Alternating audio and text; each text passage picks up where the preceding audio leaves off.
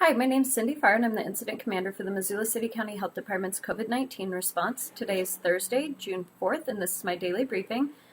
First, I just want to let everyone know that I'm working from home today as I'm trying to, like many other parents out there, trying to get my kids' school wrapped up by the end of this week. So you might hear a little bit of child chatter in the background, so hopefully it is not too distracting. We've had a total of 42 cases to date in Missoula. 40 of those were identified by testing and 2 were epi-linked. We've had 40 recoveries and 1 death, and we have no active cases in isolation right now. The state of Montana has had a total of 539 cases, including 14 new cases today. Those new cases are in Gallatin, Bighorn, and Yellowstone counties, and there have been 17 deaths statewide. So today I'm going to continue a conversation that we started yesterday about safe behaviors during group demonstrations of free assembly and free speech. We're all eager to return to our pre-pandemic social lives. However, that might not be possible for a long time to come, and our social lives will undoubtedly continue looking and feeling differently than what we were accustomed to before the COVID-19 pandemic took hold on public health and safety. Today I'd like to address 2 things, following free assembly precautions and best practices from non-pandemic times, and following the free assembly precautions and best practices during the current pandemic. In general, if someone decides to participate in a demonstration of free assembly, it's recommended that they consider a few things for their safety and the safety of those that they're with.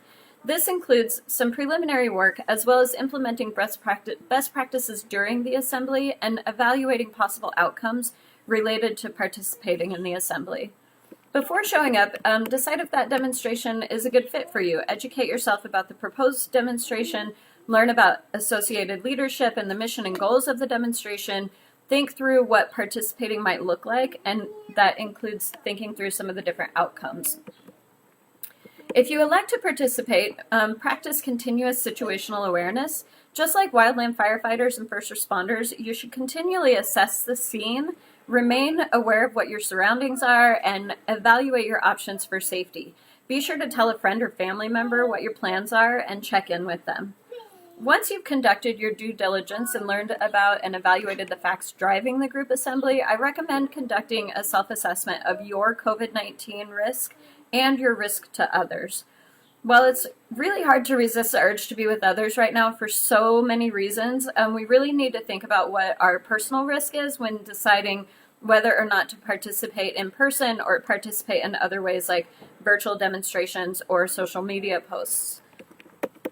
So check in with yourself. Ask, how old am I? How old are the people that I live and work with? Do I have a chronic health condition that could put me at higher risk? Do I live or work with people that have chronic health conditions that could put them at higher risk? What does COVID-19 look like in my local area? What's the virus trend? Is it decreasing, increasing? Is it remaining relatively flat? How widespread is the testing in my area? What are the local orders and guidelines? And can I adhere to that guidance during the proposed assembly? While the threat of COVID-19 transmission is lower outside than inside, there are still opportunities for the virus to spread in both environments. Outside fresh air is safer than inside uncirculated air, but things like close proximity to each other still increases the chance of viral exposure and transmission. Only you can decide if the risks are worth participating. If you do decide to participate, it's really important to comply with COVID-19 best practices as much as possible and respect the local orders and directives that were set and implemented to enhance the safety of those living in and visiting the local area. For instance, wear a cloth face mask and wear it properly where it covers your nose and your mouth with a snug fit, reducing the likelihood of asymptomatic transmission to others. Bring hand sanitizer and use it. Avoid frequently touched surfaces like railings. Maintain space between non-household members. And if you have to cough or sneeze into your elbow. And try to avoid things like handshakes and high fives. Find an alternative that works for you and the group. Demonstrating in free assembly always comes with some risk. However, there are many more risks to assess during COVID-19, and only you can decide if and how you will participate while maintaining your safety and the safety of those around you, including non-participating community members that might be nearby. It's each person's responsibility to be aware of the local orders and directives and respect those local orders and directives. The guidance is implemented to promote and maintain public safety, which has always been our priority, particularly so during this pandemic. Only you can decide if the risk is worth participation. So please take the time to assess the proposed assembly, evaluate your COVID-19 risks, and determine your ability and the group's ability to adhere to best practices and make an informed decision. So thank you again for taking the time to learn about and respect our local orders and directives. Specific guidance is on our county website at missoula.co/cvirus, and current information is on our social media platforms. You can also call 258-INFO or 258-4636 for more specific information.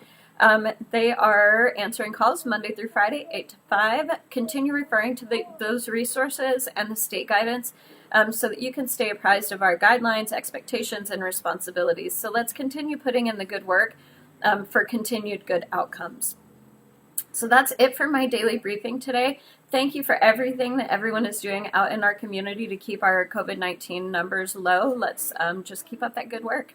You can always subscribe to me on YouTube under my name, Cindy Farr. That's CindyFarr. Click that little notification bell so you get notified when additional videos are uploaded. You can call 258-INFO if you'd like to schedule a test for COVID-19, even if you're having very minor symptoms. You can also call that number for any general questions you might have about COVID-19, or if you want to know what resources might be available to you. And check out our website at missoula.co/cvirus. And you can also follow us on Facebook for more information under the Missoula City County Health Department's Facebook page. So until tomorrow, everybody stay healthy and safe out there.